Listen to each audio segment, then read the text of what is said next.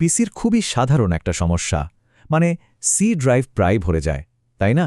চলুন আজ এর একটা সমাধান দেখা যাক। আর সবচেয়ে মজার ব্যাপার হলো, এর জন্য আমরা উইন্ডোজের বিল্ট ইন টুলস ছাড়া আর কিছুই ব্যবহার করব না। আচ্ছা, এমন একটা পরিস্থিতি দিয়ে শুরু করা যাক যেটা আমাদের অনেকের কাছে খুব পরিচিত। ওই যে বিরক্তিকর লো ডিস্ক স্পেস ওয়ার্নিংটা দেখলেই কেমন যেন লাগে, তাই না? তো আমরা কাজটা শুরু করছি এমন একটা সি ড্রাইভ দিয়ে যেখানে খালি জায়গা আছে মাত্র 16 গিগাবাইট। এটাই আমাদের স্টার্টিং পয়েন্ট। দেখা যাক এখান থেকে আমরা কতটা পরিবর্তন আনতে পারি। এই হচ্ছে আমাদের আজকের প্ল্যান। আমরা ধাপে ধাপে দেখব কিভাবে এই সমস্যার সমাধান করে বেশ কিছুটা মূল্যবান জায়গা বাঁচানো যায়।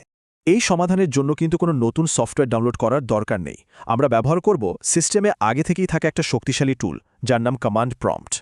এখন এই কমান্ড প্রম্পট বা সিএমডি নামটা শুনে অনেকে হয়তো একটু ঘাবড়ে যান, কিন্তু একদম চিন্তা করার কিছু নেই। এটা আসলে কম্পিউটারকে সরাসরি নির্দেশ দেওয়ার একটা উপায়, আর যে কেউ এটা ব্যবহার করে সিস্টেমটাকে দারুণভাবে ক্লিন করতে পারে। তবে যে কোনো কমান্ড চালানোর আগে একটা খুব জরুরি কাজ করতে হবে। কমান্ড প্রম্পটকে অবশ্যই রান অ্যাজ অ্যাডমিনিস্ট্রেটর হিসেবে খুলতে হবে। এটা অনেকটা আপনার সিস্টেমের মাস্টার কি দেওয়ার মতো, যা ফাইল মডিফাই করার পারমিশন দেয়। এই ধাপটা মিস করলে কিন্তু কমান্ডগুলো কাজই করবে না। আমাদের প্রথম টার্গেট হল উইন্ডোজ আপডেটের পর জমে থাকা অপ্রয়োজনীয় ফাইলগুলো। সময়ের সাথে সাথে এগুলো কিন্তু বেশ খানিকটা জায়গা দখল করে নেয়। এই কাজটা আমরা করব মোট 3টে ধাপে। এতে আমরা নিশ্চিত করতে পারব যে অপারেটিং সিস্টেমের কোনো ক্ষতি না করে আমরা নিরাপদে ফাইলগুলো ডিলিট করতে পারছি। প্রথমে আমরা এই দুটো কমান্ড টাইপ করব। ব্যাপারটা অনেকটা এরকম যে আমরা কিছুক্ষণের জন্য পাহারাদারদের বলছি একটু সরে যেতে, যাতে তারা যে ফাইলগুলো পাহারা দিচ্ছে সেগুলো আমরা পরিষ্কার করতে পারি। সার্ভিসগুলো বন্ধ হয়ে গেলে এই সুনির্দিষ্ট ফোল্ডারে গিয়ে এর ভেতরে যা যা আছে সব ডিলিট করে দিতে হবে। কাজ শেষ।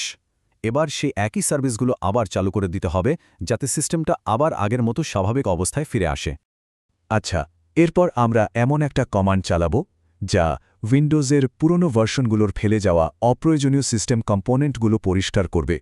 এই ফাইলগুলো ঠিক যেন ঘোস্ট ডেটা বা ভুতুরে ডেটার মতো। এগুলো রোজকার ব্যবহারে চোখে পড়ে না, কিন্তু একদম চুপচাপ আপনার ডেস্কের অনেকটা জায়গা দখল করে বসে থাকে। শুধু এই একটা লাইন অ্যাডমিনিস্ট্রেটর কমান্ড প্রম্পটে টাইপ করুন, বা আরও ভালো হয় যদি কপি পেস্ট করে এন্টার চেপে দেন, ব্যাস। আমাদের 3 নম্বর কৌশলটা হল লুকানো ব্যাকআপ আর সিস্টেম রিস্টোর পয়েন্টগুলো ডিলিট করা। তবে শুনুন, এর সাথে কিন্তু একটা জরুরি সতর্কতাও আছে। কথাটা খুব পরিষ্কার।